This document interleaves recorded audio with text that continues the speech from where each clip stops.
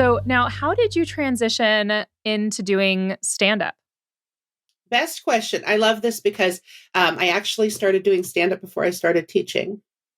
Wow. Yeah. So Yes. so you gosh, because I still to this day have not Yeah. done stand up. I've thought about it. I even Googled if there was any like open mic nights in my little town of Terre Haute. And there is on Friday Yeah. nights, there's one like dive bar that has stand up. And I'm like, because I don't want to do it with an audience that knows me for the first thing because I feel Yes. like that's cheating a little bit, you know? Like I mean, I mean, yeah, yes and no, right? Because they're familiar with me, they already like me, all of that. Like I want to see if I'm funny, like if the jokes themselves are funny, not just like, oh, they like me and that's, why they're laughing kind of a thing. yeah. And so I've flirted with the idea, but I'm absolutely terrified of actually going out there and trying to do like a tight 10 in front of strangers. So how did Yeah. you like end up doing that for the first time?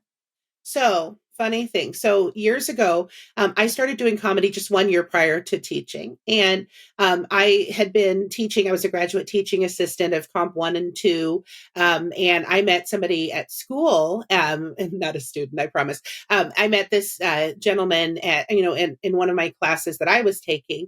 And he worked across the street from Stanford and Sons in Kansas City.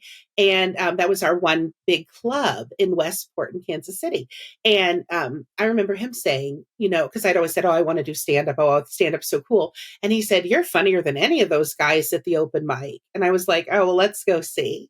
And I went on a Tuesday night and I said, oh, you are so right. So So you went I and now that Tuesday night, did you actually do stand up or did you just watch other people and thought I'm so much funnier than them? know my name twin. No, darling. I did a reconnaissance mission. Oh no, I did not go in. No, no, no, no, no. I'd never seen it really done. They had like Comedy Central specials and things, but I had never gone to live comedy.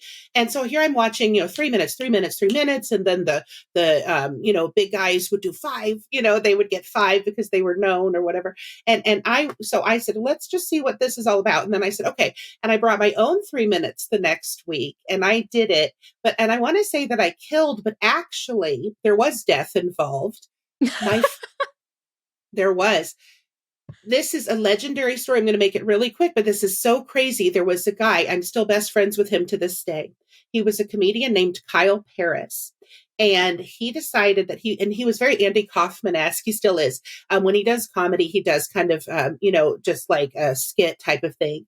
And what he did was he basically, I saw him at the pre-meeting. They had like this meeting, the pre-show meeting, and he had a cooler, an igloo cooler, and he had just like this big curly kind of hairdo, and just really strange looking guy, right?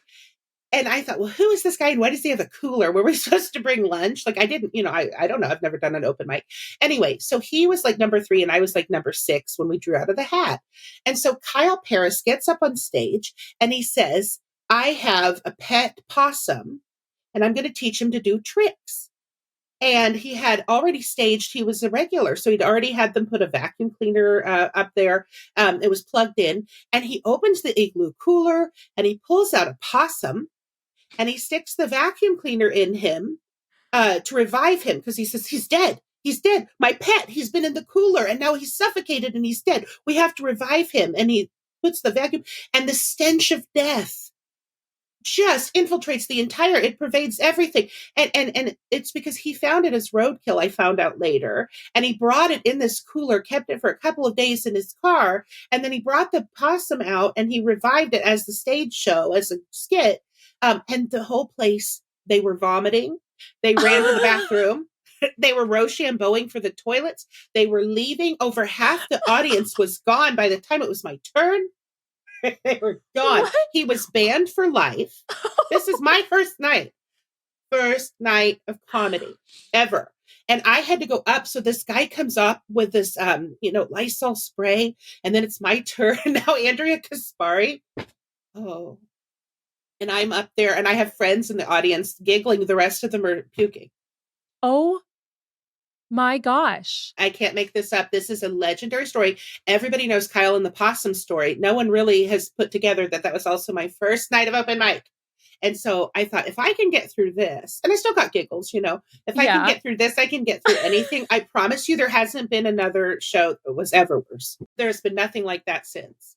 I'm trying to understand, comedians take risks. That's why we love them, right? Yeah. Like, you want to see a comedian really go for it. But Yeah. his idea was like, it's going to be so funny to bring a rotting corpse on stage Yes. and reanimate it. Yes, absolutely. And to him, that was hysterical. And this is a man who he one time he was wearing pants and painting a donut, and then he turned around and he didn't have a back to the pants, Oh my completely tushed out. gosh. Yeah, but he was just a character.